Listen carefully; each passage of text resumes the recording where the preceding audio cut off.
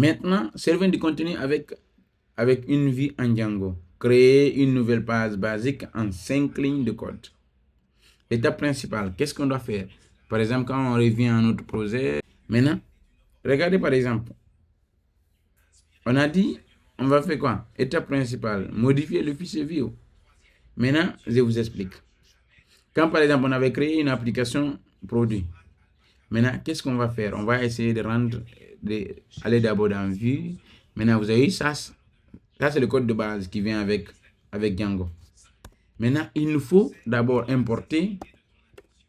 Il nous doit importer from HTTP. Après nous avons point.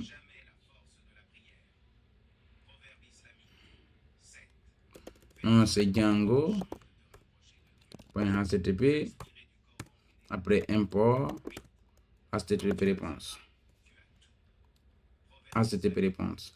Maintenant, c'est avec cette mode qu'on utilise pour pouvoir servir des informations avec ça. Maintenant, qu'est-ce qu'on doit faire? On doit créer une vue. Quelle est l'importance d'une vue dans une application Django? Une vue, c'est comme une fonction Python. Mais lui, il prend en paramètre une HTTP request. Maintenant, quand il prend en paramètre une HTTP request, maintenant, il rend une HTTP réponse. Il part chercher directement où le vue se trouve pour pouvoir rendre ça au navigateur. Maintenant, on va dire def pour définir une fonction en Django. On peut dire OK. Nous, on peut nommer notre fonction comme hello world. Ne vous concentrez pas. On va mettre ça comme hello world. Maintenant, on dit OK, hello world, on prend un paramètre request. Parce que c'est pour cela dit il doit prendre un paramètre une HTTP request. Maintenant, il doit retourner une valeur. La valeur qu'il doit retourner, c'est HTTP response. Maintenant, dans HTTP response, c'est ici qu'on va mettre tous les balises qu'on a à faire. Par exemple, si on a besoin de hash1, si on a besoin d'une balise de hash1 pour... OK.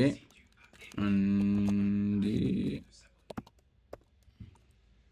hash1. Ça veut dire, on dit. Maintenant, on dit OK. Bonjour et bienvenue.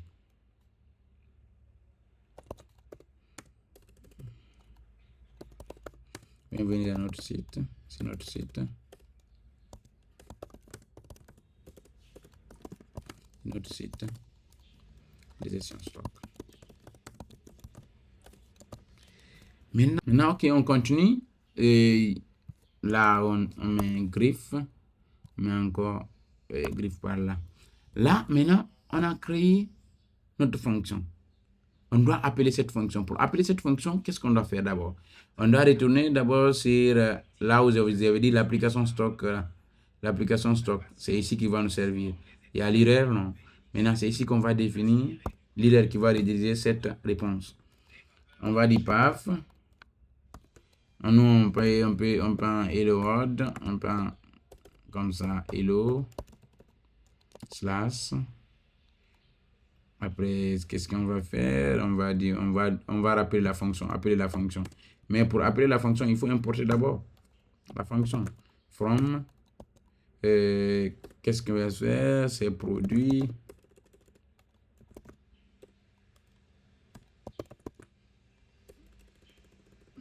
C'est from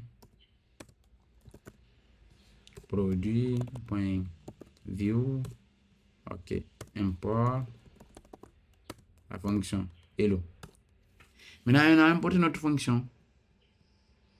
Maintenant, quand on importe notre fonction, on vient ici, on dit OK.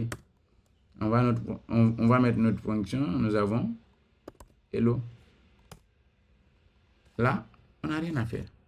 On a créé maintenant, ça c'est le chemin d'accès de notre fichier. Maintenant, on a créé la fonction qui va rediriger cette message. Maintenant, quand on finit avec les URL, on va démarrer notre serveur pour pouvoir bien voir. OK, Python. Python manage.py, Python 3. Manage.py. OK, manage. .py run serveur. Maintenant, notre projet est démarré. On va l'exécuter, voir. Maintenant, quand on vient, on dit OK. Et hello world. Hello. Maintenant, vous avez vu. Maintenant, quand, par exemple, on prend... Vous avez maintenant les résultats. Quand, par exemple, on vient au niveau de notre URL. Maintenant, OK, on a fini de définir notre URL. Qu'est-ce qu'on va faire? On va venir prendre l'adresse de l'URL. On va venir sur notre site. On le dépose ici, vous avez vu. Quand on actualise, on voit ici bonjour et bienvenue sur notre site web. Maintenant, regardez par exemple quand on vient encore côté de notre produit, là où la fonction view, quand on ajoute par exemple, on va ajouter par exemple, je dis OK, H1, moi c'est sur le H2, on va ajouter un H2 pour vous montrer réellement, c'est dit bon, je suis le H2, maintenant, H2, maintenant on essaye, on réexécute là, vous n'exécutez pas, vous venez seulement vous actualiser la base, vous avez vu, je suis le H2.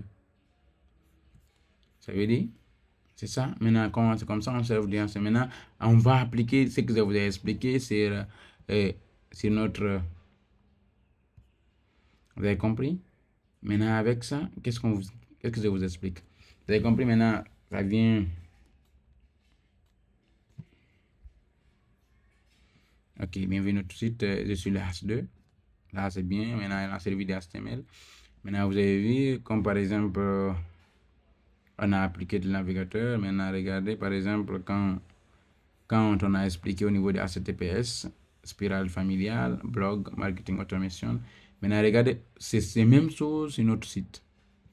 Par exemple, nous, notre nom de domaine, vu qu'on est en local, c'est ça qui est là.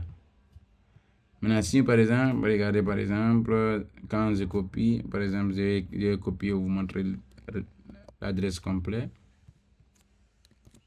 Vous avez vu, le HTTP, lui, il n'est pas sécurisé. C'est pour ça que je vous ai dit, à l'explication du premier partie, vous avez vu, HTTP.